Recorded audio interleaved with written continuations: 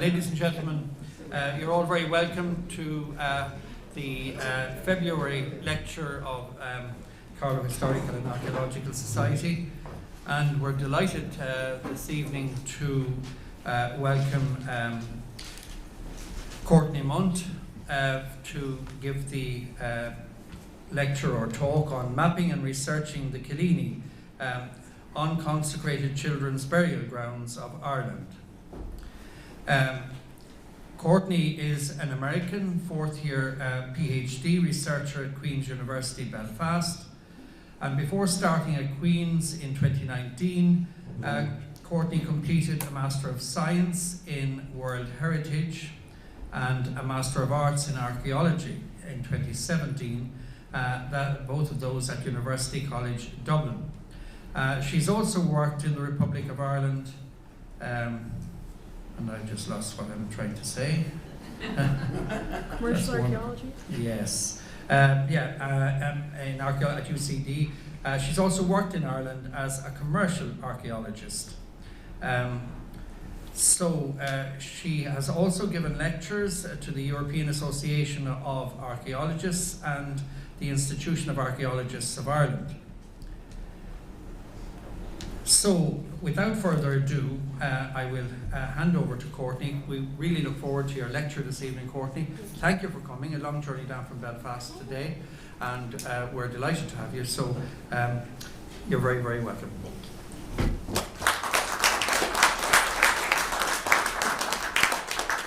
Good evening, everyone. Thank you for waiting exactly 1 year and 10 days for me to have this talk. I was supposed to give it last year, and unfortunately decided to go to the pub and watch rugby, and caught COVID there. But Ireland won, so I think it was a small sacrifice to pay. But thank you for coming to my talk, as you see, on mapping and researching Cillíní of Ireland. This is my PhD topic at Queen's University Belfast. So let's get into it.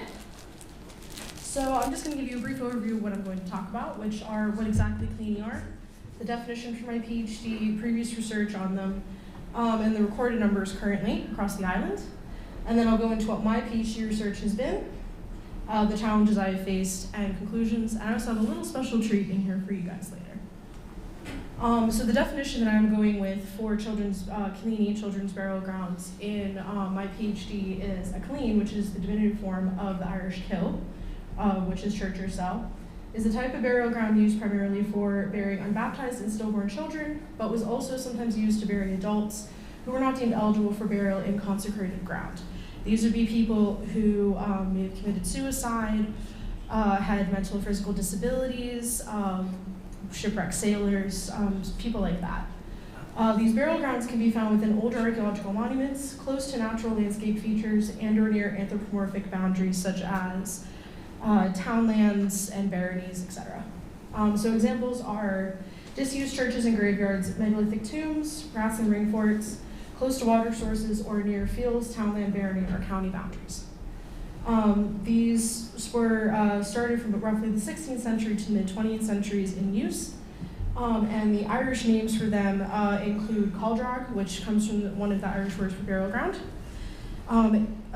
Ciel Uach, which is another word for ancient churchyard from Keeler, Lachine, which comes from the word leash for fort, and Relicine, which is another word for graveyard or burial ground in Irish. So I'm not going to go over all of this, but this is just to show you roughly what kind of research has gone into children's burial grounds in the past. This is not an exhaustive list, but it started roughly in the late 1800s when antiquarians theorized about what children's burial grounds were. They originally thought that they were pagan burial grounds that were not currently in use.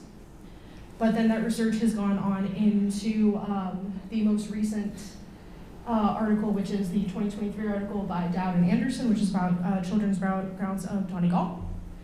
But the research has been pretty much based just on origins or general papers on children's burial grounds. However, there have been papers on County Mayo, Galway, Kerry, Antrim, Donegal, as I said before, Achill Island, and also on excavations.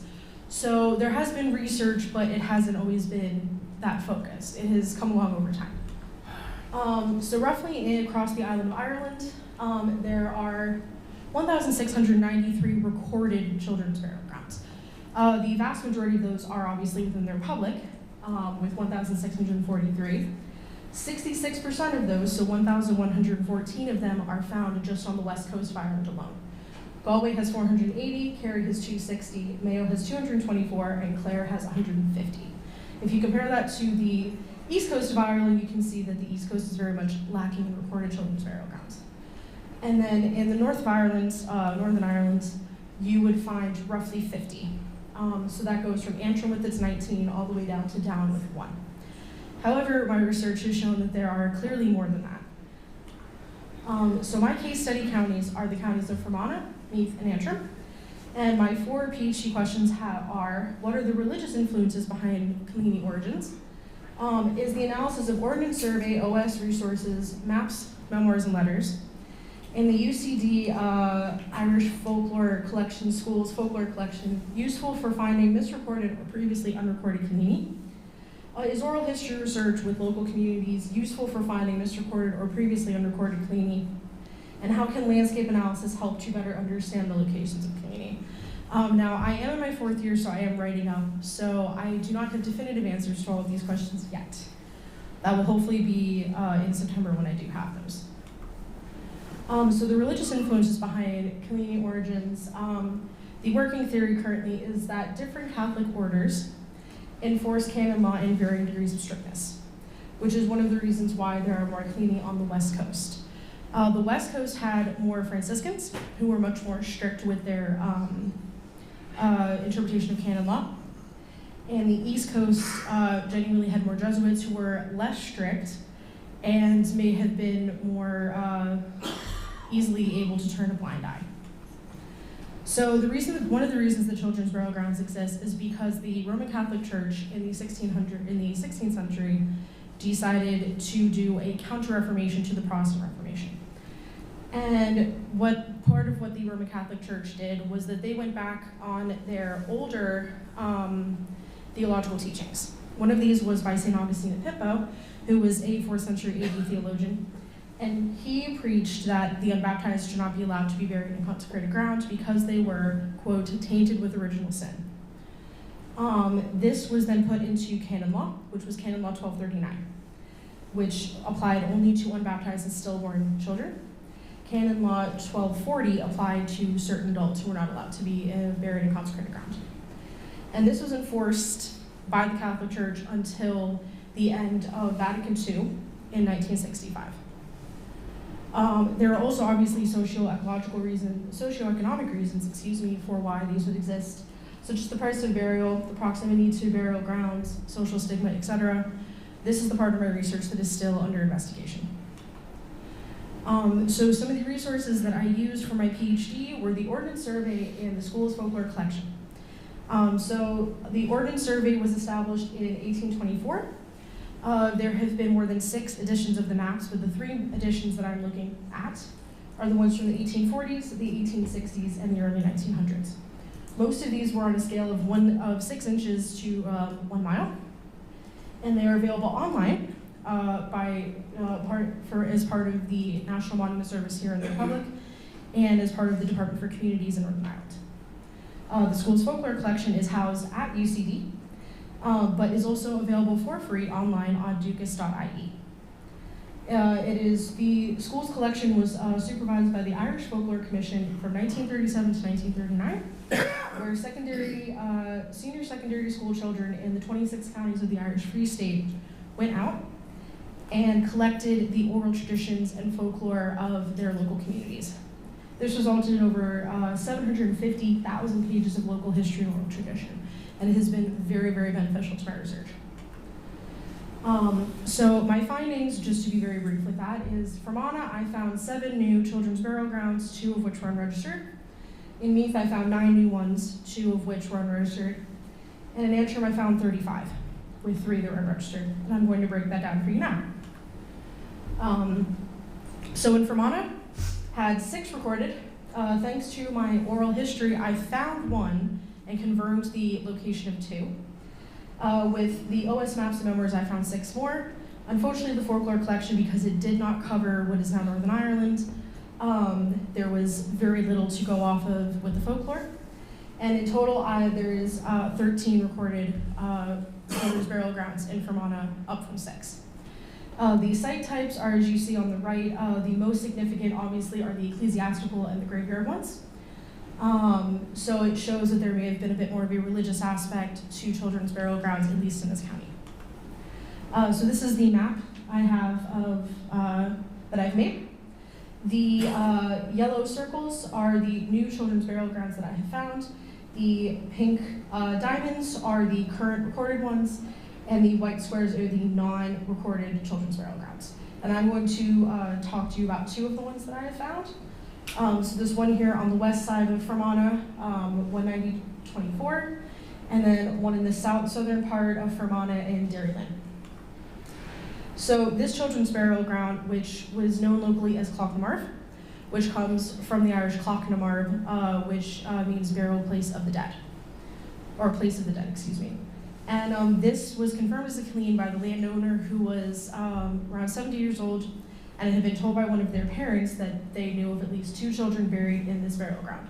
I know it doesn't look like much. It is on the side of a hill. That is why my ranging rods look horrible.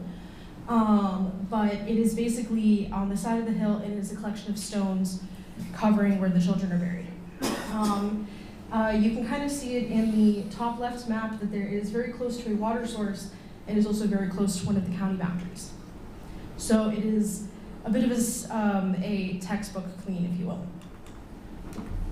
Now, the one in Derrylin that I fortunately found it due to my connections with the Lisnaskea Historical Society. They had someone come to them who was a member and said that they were told by a parent and a neighbor when they were younger about a Cillíní that was to the northeast of St. Ninan's Roman Catholic Church in Derrylin. It is on a piece of land you can see at the bottom. I took it from the hill. It's towards it, sitting on a hillside. It's right next to the church, and it's just a field. Nothing has been done with it. It apparently has a right of way in it. But the person who told me this information was told by their parent and their neighbor that this Cillíní was used by what they called both sides of the house, which means that this Cillíní was used by both Catholics and Protestants, which is not something that I have found to be very common so far in my research. And it is on the other side of a formal graveyard wall. So that is how close these children were to being within an actual graveyard. So unfortunately, due to COVID, I could not do oral history research in all 3 of my case study counties. So in summer of 2021, I went to Fermanagh for 2 weeks after doing multiple advertisements for information, including this one here on the right, which was in the Archaeology Ireland magazine. And this was approved by Queen's University Belfast. I did information calls in newspapers and this magazine. I had 3 people come forward. 2 people confirmed that there was a Cillíní in their local area through oral history, and there was 1 formerly unconsecrated area in an active formal graveyard. So that would not be what I would consider a Cillíní because it's within an active formal graveyard. Through anonymous information, I actually found 2. So these are people who did not participate in an interview or a questionnaire, which was completely within their rights. And they then informed me of one that was outside of an active church, which is the Derrylin one, and then another one which is outside of a former church and now a community center, and is memorialized by the community. So with Meath only has 2 recorded children's burial grounds. Using the OF's maps and memoirs, I found 2 more. Using the folklore, I found 7. So in total now, there are 11 children's burial grounds in Meath. The numbers were kind of evenly spread, but there were 3 that were inside of a formal graveyard. So the one that I'm going to go over, I just finished up some of my analysis with Meath, so I unfortunately do not have a map for you. But one of the ones that I want to focus on, this is an actual recorded children's burial ground, is outside Johnstown in County Meath. It was excavated in the early 2000s. Because the M4 Junction 9 was going to be going over it. So I'm not going to read all of this to you, but where the highlighted bits are, I'm going to read. So this children's burial ground was identified during the M4 motorway constructions and appeared to have been on a slightly raised subcircular area known locally as Skorupa, and was thought to have been a children's burial ground. It was next to a mill race that had been part of basically a small medieval community that had then been abandoned, and then the site can be reused as children's burial ground. And they were buried next to this mill race. 61 infants and juveniles who were not placed in any order or orientation were found near this mill race, and there were 2 double burials of late prenatal stage.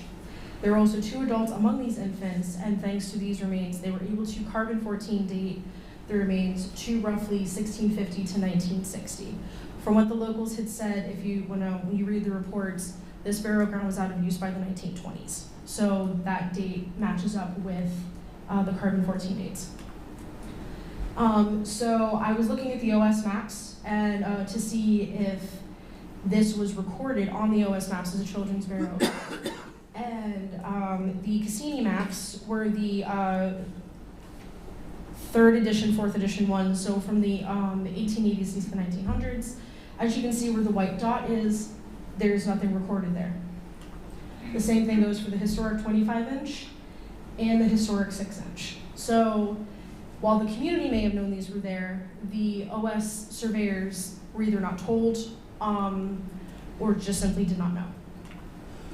One of the cleans that I found that were not recorded was one in the townland of Cloncarneal, also in the folklore archives known as Carnisle, in County Meath. And they were apparently focused around this circle here, which is the Cloncarneal house.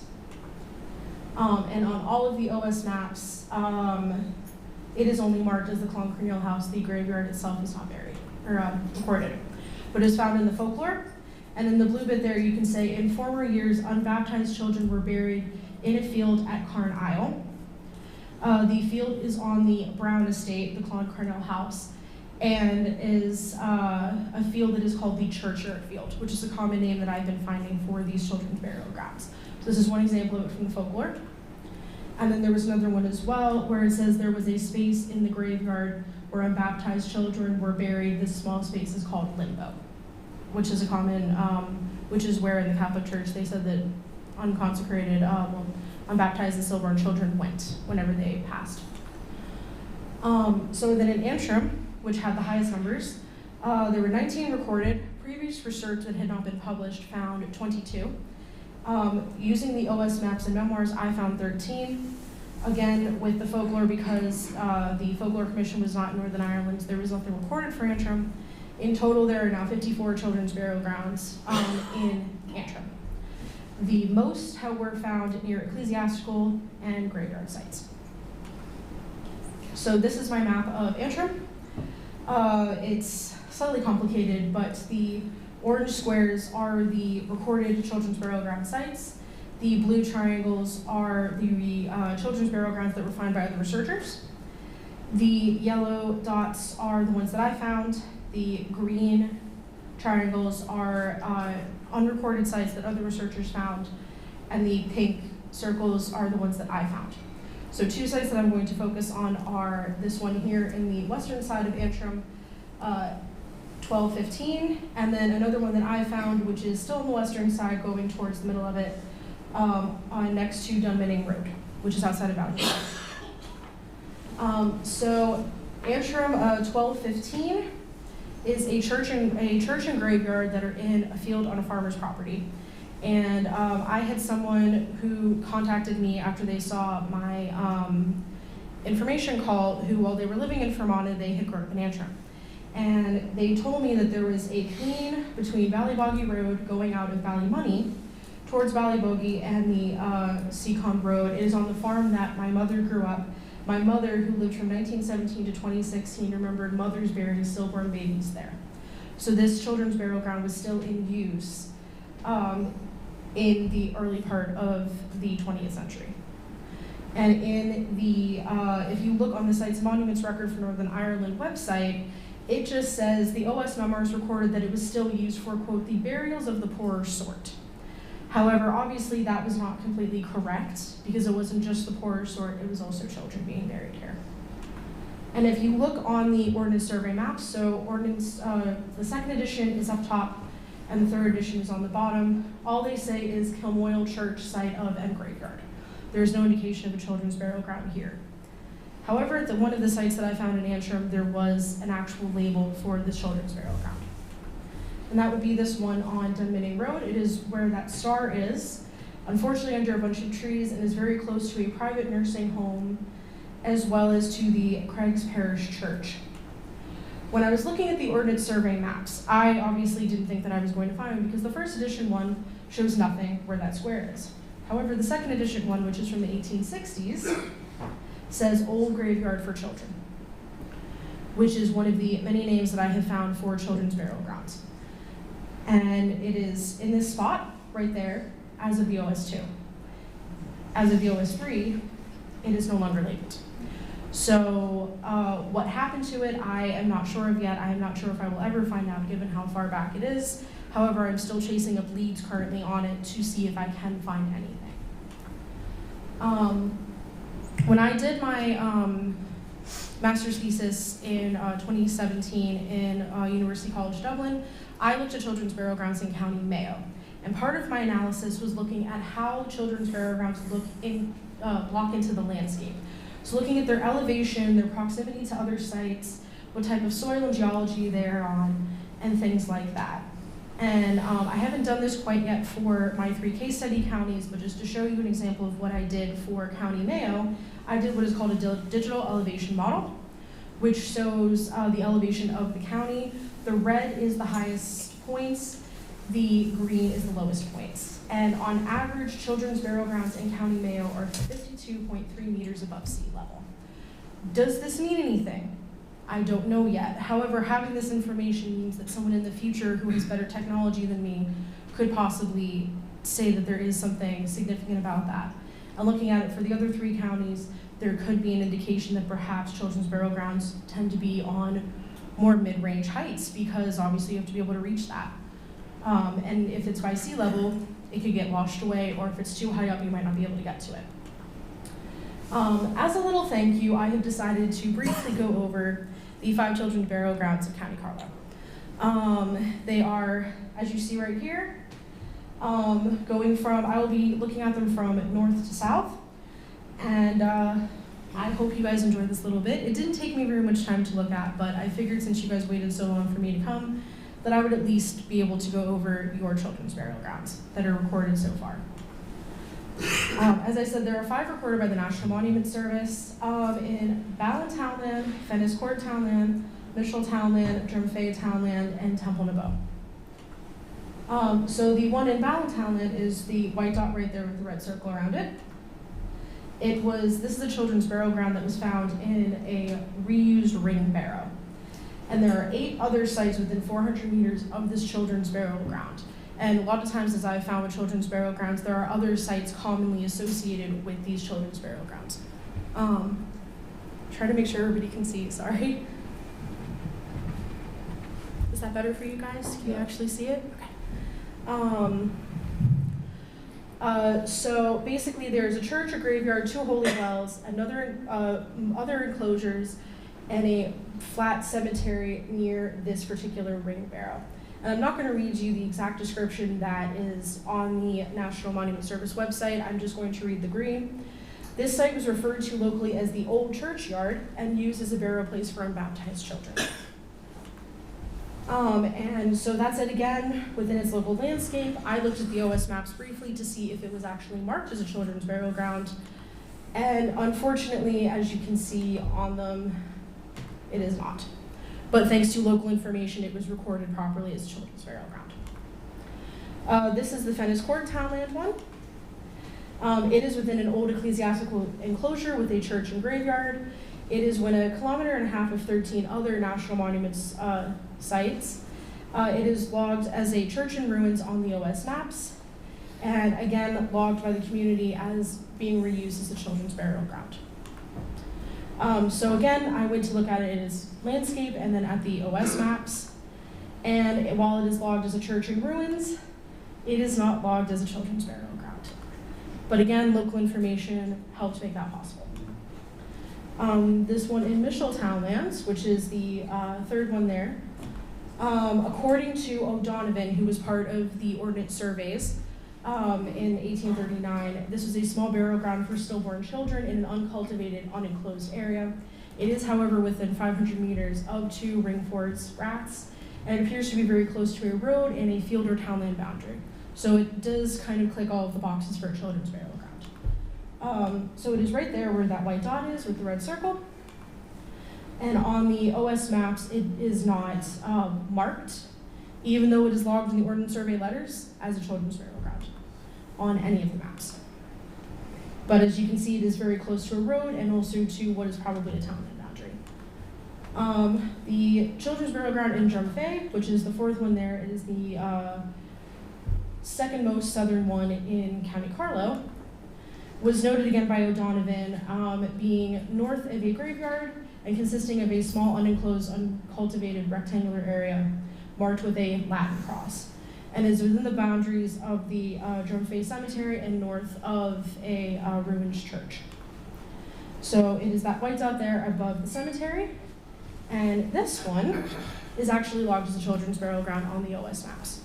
So O'Donovan, even though in the previous one he did not have it written down as one, this one is at least on the 3rd edition maps, which is what this one is. It is also on the the 1st edition, and yet on this one it is not. Can't say they always had the best consistency. The last children's burial ground, which some of you may have heard of, is Temple Nebo. This is a children's burial ground within an older ecclesiastical enclosure and an early medieval church which is dedicated to Saint Willing. Temple Nebo, or Temple Nebo, means Church of the Cow. It was reused as a children's burial ground, and those buried there are honored on the Saint's feast day, which is the 17th of June every year. This tradition has existed since 1996, and local children have become a special part in the ceremony, which I think is very sweet. As I was told in a personal communication with a local men used to go to this burial ground to bury the babies and would leave a stone marker at the burial site, which is very common for children's burial grounds. Normally the markers are not marked in any way, it's just usually a stone. The women were never spoke of the babies who were lost, as it was considered a, quote, failure to have lost a baby this way, which is unfortunately still an idea that does exist in our time as well. However, it is really lovely to see a children's burial ground that is being memorialized and is being remembered and having the community involved with it so that these children are not forgotten. So this is the Temple Nebo one. And on the OS maps, it is just simply marked as Temple Nebo in ruins. Except for this one, but as you can see, it is very close to a couple of boundaries. So again, a very good location, not only just for a church, but for a children's burial ground. I also looked into the folklore, and there are a couple of different ones that came up. There's one in Drummond, County Carlow, where it is inside an old ferry fort, quote unquote. One in Ballymartin, where it says the unbaptized children are buried in the churchyard. One in Clana, where there's a special graveyard to bury unbaptized children in. And then this one is Temple Nebo. The old people say the unbaptized children were buried in rats in the olden times. The place they were buried in the parish was in the graveyard in Temple Nebo. So some challenges that I unfortunately did come up with during my PhD is I'm working with 2 different databases. I'm working with the database in the Republic and the database in Northern Ireland. They have different recording systems, different OS maps available on their websites, and different accessibility levels of the extra documentation. Extra documentation in Northern Ireland is available freely on the website. If you want the extra documentation with the National Monument Service, you have to contact the archives. And they fortunately are very nice and sent me these things. But I am also an academic. I am not sure if they would be as open to sending these sort of things to a normal society member. But hopefully through time they will become more accepting of that if they are not already doing it. There's also a third of recording in the past that doesn't really exist. As you saw with the Ordnance Surveys, the surveyors, some of them had a great interest in these sites, and some of them couldn't have cared less because it was just a paycheck. So while there are some OS surveyors who were really, really into recording these, such as O'Donovan, as you saw earlier, some of them weren't.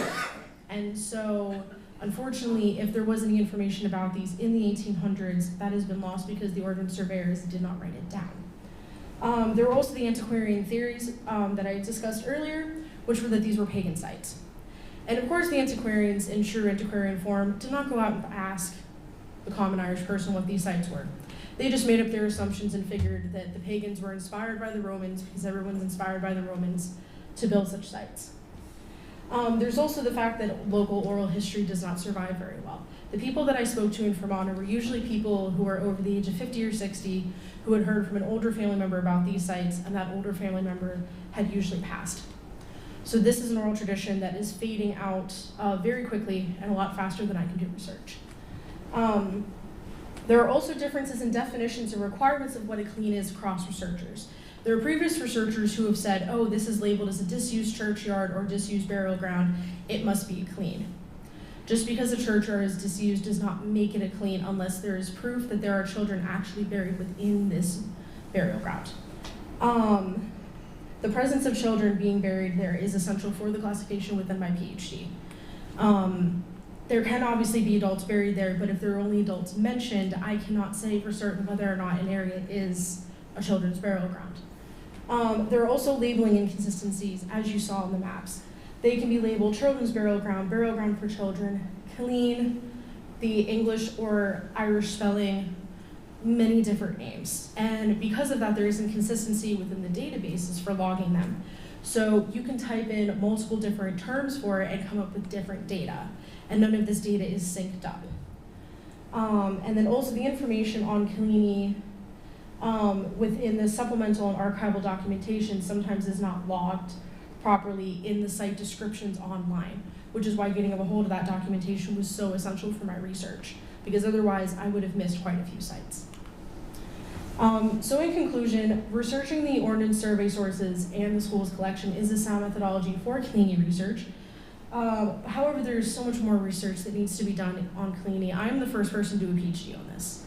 I don't want to be the last. I really hope that other people will hear about this and want to look into children's burial grounds, looking more into the folklore, more into the mapping, more into the historical maps and documentation, doing ground penetrating radar, drones, or magnetometry, or even just looking at the social, historical, religious influences behind children's burial grounds. I don't know how many of you are on social media. However, if you are, I really encourage you to follow the Queen's Archaeology Archival Facebook page for news about what is happening at Queen's. We're doing so many amazing things in the department, from experimental archaeology to going and visiting sites, to growing potatoes in a field just to see what they look like and to compare them to what they looked like in the famine. I'm also a member of the Ulster Archaeological Society, a very similar society to yourselves. Please give them a follow or at least look them up online. They do monthly talks as well. Those are always filmed, and so you can watch them on the YouTube page at your leisure. And then also follow the European Association of Archaeologists, because EAA, as it is abbreviated to, will be in Belfast this year. There's going to be thousands of archaeologists coming to Belfast to do talks. I know obviously everybody cannot afford to go or become a member, but just being aware of what everyone's getting up to at EAA will show you how much the association is going across Ireland while they're here at the end of August into September this year. I would just like to acknowledge my fieldwork assistants, Claire, one of my colleagues, and my ever-suffering partner, Paul. The Fermanagh locals and questionnaire participants who helped me, the Lisnacy Historical Society, especially Vicky and Linda, the Kilty Clogher Heritage Centre, especially Kieran and Patricia, Queen's University Belfast, especially the Department of Archaeology and the family of Jack here who helped fund my fieldwork in 2021. And I would especially like to thank the Royal Irish Academy for the R.J. Hunter bursary they gave me in 2021, which also helped to fund my fieldwork. If you have any information or you would like to talk to me about anything, obviously after this, my email is there as well as my address, and I'm on multiple forms of social media. However, obviously, if you don't remember any of this, you can talk to any of the committee who has my contact details, and you can feel free to send me an email. I've also gotten lovely letters from people, so I don't mind getting snail mail as well. Thank you very much for having me. Go Romayog.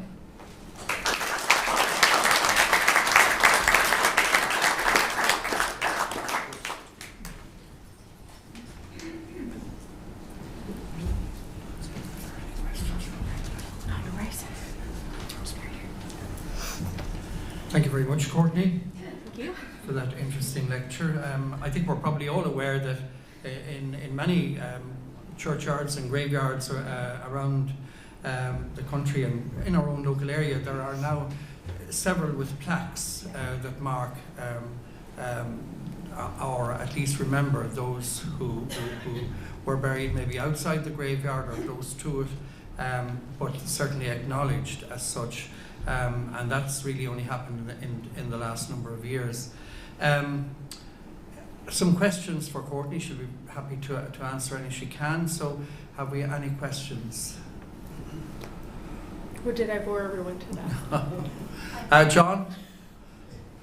It's a bit tangential, but I did some research a number of years ago about the 1830s and the local papers.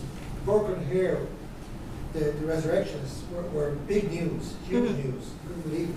But then there was a lot of reports of burking, as we used to call it, for grave robbing.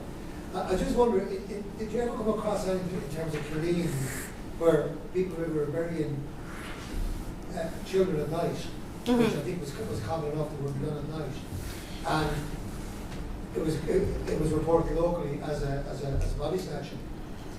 That is something I've never heard, and I'm going to be very interested. That is going to be a rabbit hole for my PhD. I'm going to have to clock it for after I finish. However, I have not come across that yet. If it does exist, I haven't heard it yet. If you hear anything, please do let me know. However, I highly doubt that resurrectionists would have been that cruel to have dug up a child. Could they have tried to hide adults in there as well? Maybe. But again, there would have been a certain amount of stigma with putting someone in the Cillíní. So would they have risked the stigma or the body snatchers? I don't know, but it's not something that I've ever heard of. Maybe I put the question. I suppose what I was saying is that people said burying a child in a Cillíní, that if people saw light at night, they might have thought the public might have thought it was resurrectionist and reported it as that. That's what I was. Yeah, if it's close enough to a church, possibly, yeah. But as I showed before, a lot of them aren't actually that quite close to churches, but it is possible that that could have been a report. I just haven't come across it. But that's a very interesting rabbit hole, thank you. Yes, Ethna? Yeah.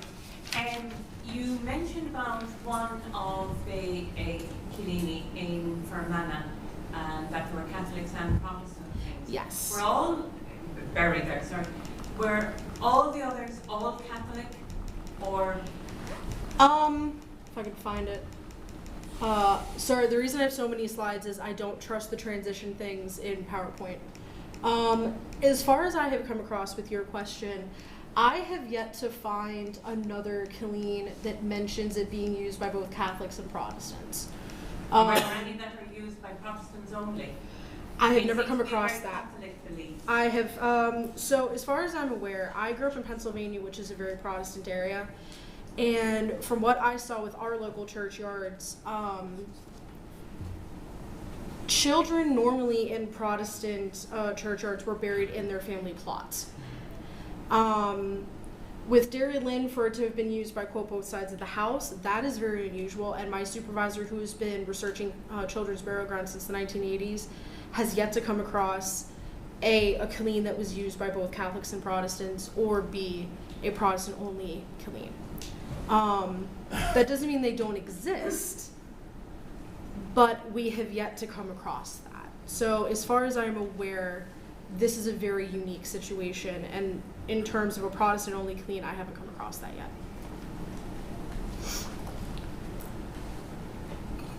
Another question?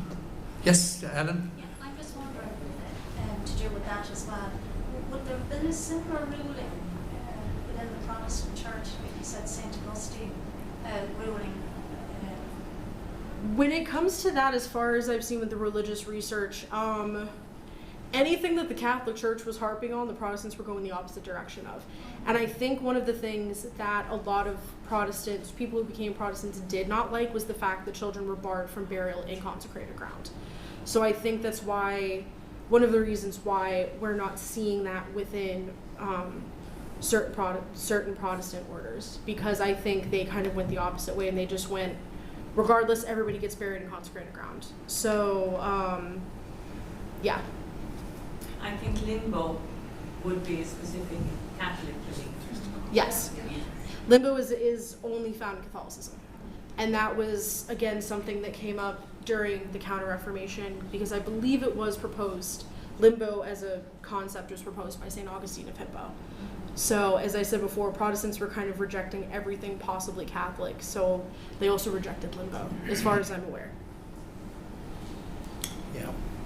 I think the established church, or later the Church of Ireland, would have had similar theological beliefs as well. They wouldn't have wished for the unbaptised to be buried in consecrated ground. But I think the way they got around that was that the clergy just ignored it, and they were generally buried at night time and without a religious ceremony, but they were allowed to be buried in the consecrated ground. That's my understanding of what might have happened. So there's a middle ground, obviously. Yeah. Christy? Just as a point of information, as far as I'm aware, when it comes to the Folklore Commission, 1930s, Yeah. it was primary schools, not secondary schools. There are very few secondary schools in Ireland at that stage, and almost. I wrote that incorrectly then. You are correct. It was primary school children, but the senior ones. So it would have been the ones that were closer to being teenagers. And I often think, just looking at them, that the teacher actually did the writing, because the handwriting was so good. The handwriting is immaculate Yes. in those. I mean, I'm sure there were some children that probably were that good. Yes. But yeah, no, you are correct that it was older primary school children. My apologies. I typed that incorrectly. But just, there's a mention that there's a church just over Knocklow, just over the border there, and it's called Cillíní. Mm-hmm. I don't know why that is, but I thought it was just an ordinary. So that is country. it's a very common townland name, unfortunately.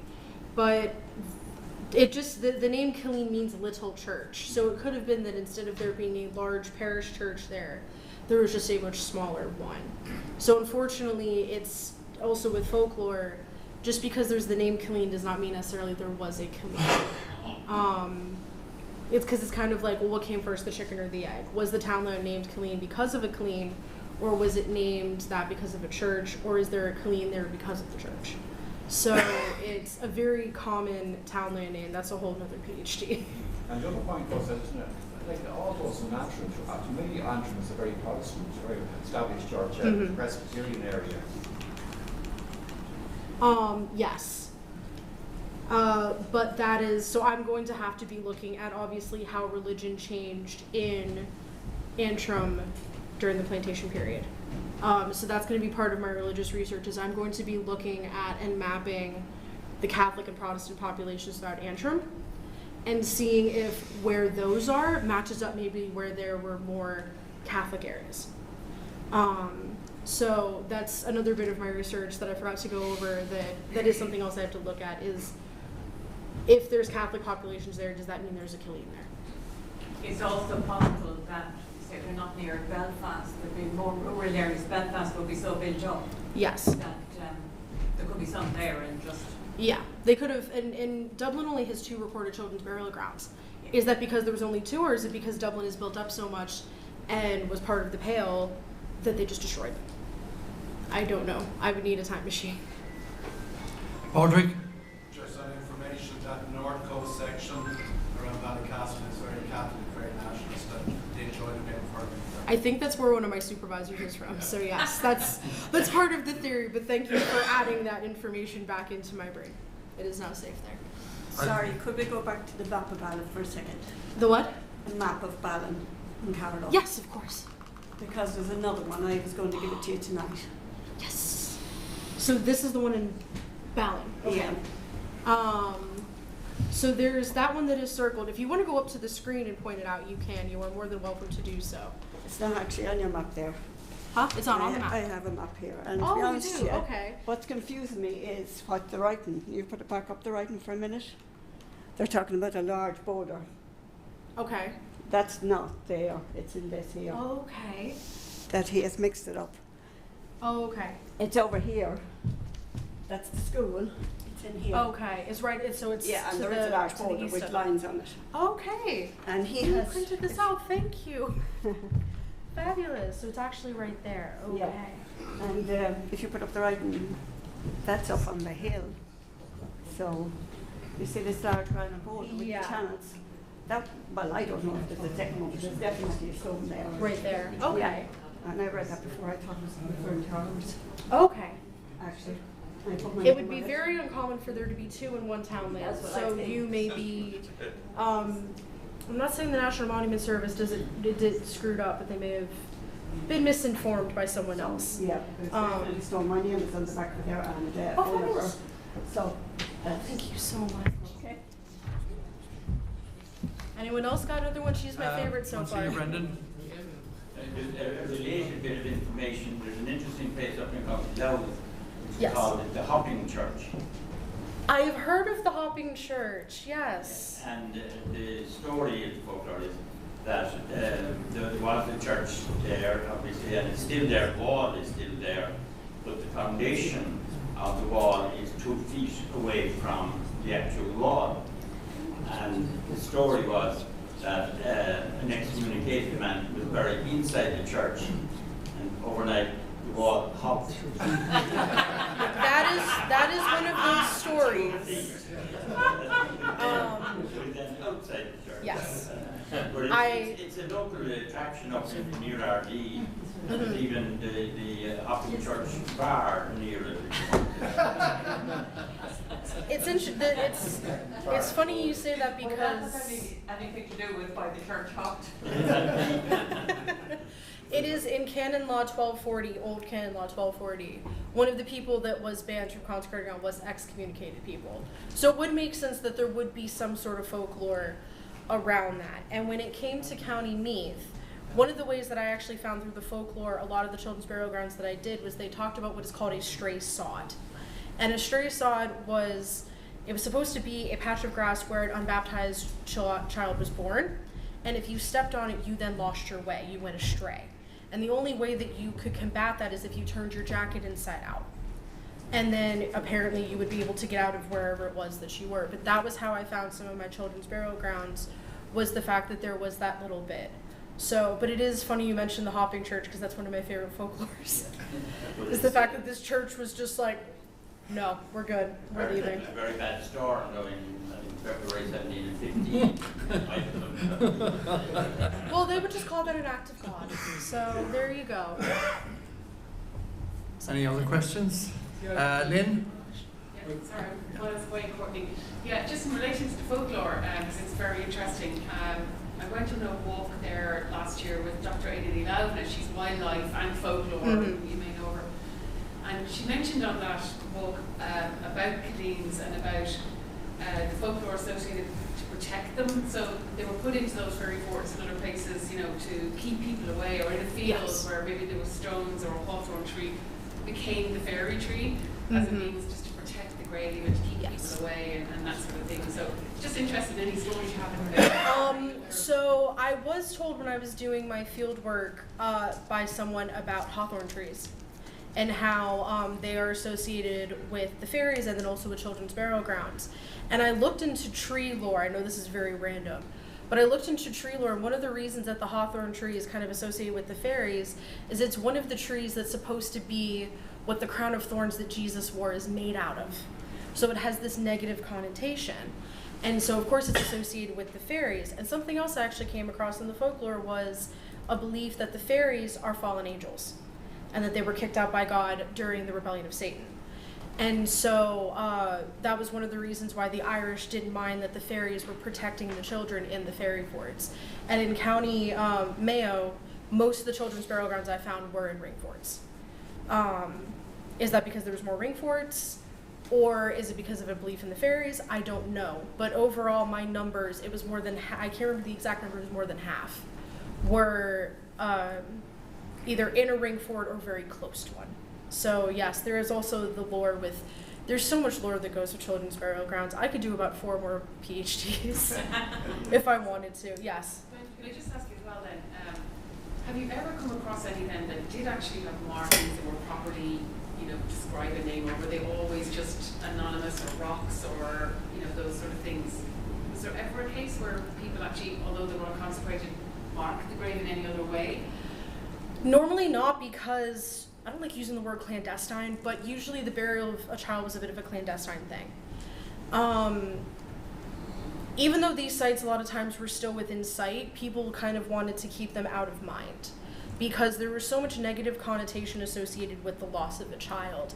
As I talked about before with one of the, with Temple Nebo, the fact that the men were the ones that had to bury the children and the women were told not to talk about it, were told to feel ashamed for the fact that they lost a child.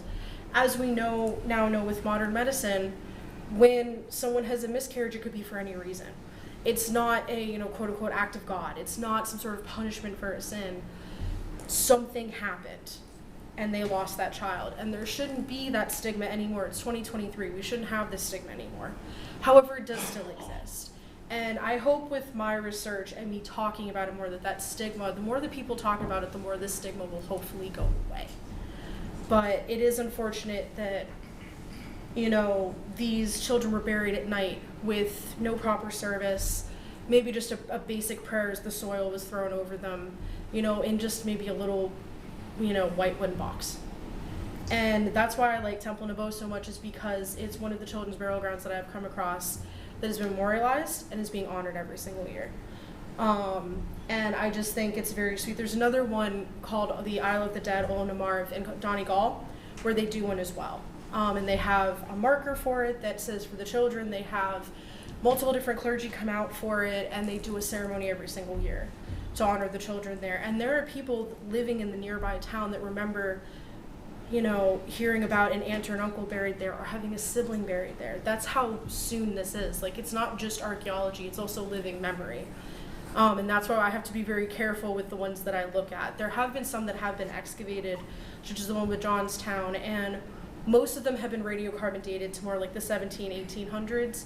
So the fact that radiocarbon date came back so soon shows how long that burial ground was in use, and that this person was maybe just out of memory when it was excavated.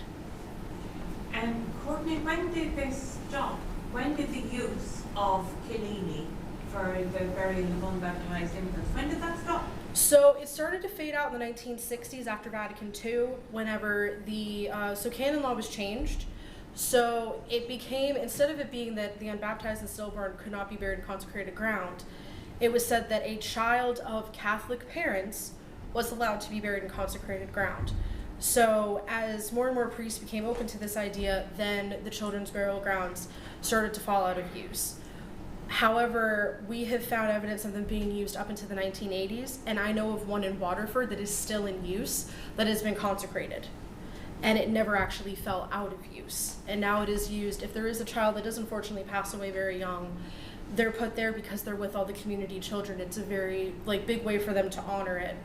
And they did have it consecrated. So starting in the 1960s onwards, with some of them still technically in use, is my answer for you.